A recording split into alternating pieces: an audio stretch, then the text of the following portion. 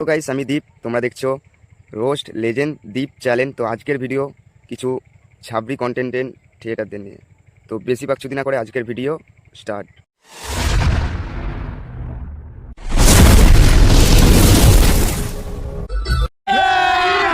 अभी मजा आएगा ना भिड़ो।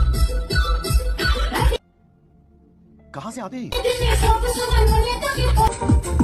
কখনো খাটে, কখনো ল্যাংটা হয়ে ক্যামেরার সামনে।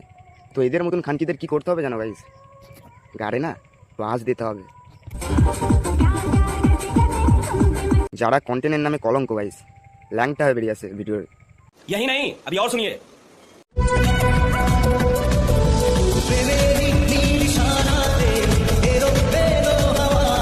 হ্যাঁ দিদি, বুঝতে পারছি তোমার এলোমেলো। হ্যাঁ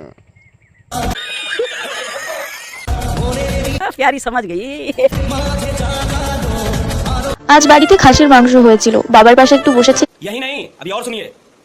যাতে মা আমাকেও একটু দেয়, কিন্তু মা আমাকে জাস্ট 2 পিস দিয়েছিল। মা জানে খাসির মাংস আমার ভীষণ প্রিয়, তবুও আমাকে একটু বেশি করে দিল না। কিন্তু বাবাকে অনেকটা ভিডিও করে তো তোমাকে মাংস দেয় না, তোমরা টপিকের আর কিছু পাও না, উল্টো পাল্টা ভিডিও করে তোমরা ভিউজ কামাচ্ছ।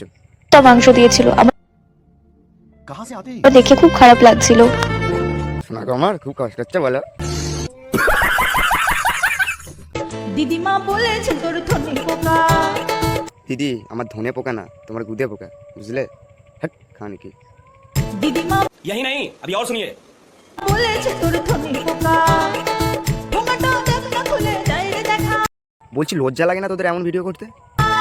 যায় রে দেখা, যায় রে। আজ সকালবেলার দিকে পাশের বাড়ির বৌদির থেকে একটু ভাত আর তরকারি চেয়ে নিয়ে আসলাম। সকাল থেকে कोई तरीका है भीख मांगने? তেমন কিছুই খাওয়া হয়নি, শুধু জল খেয়েই আছি।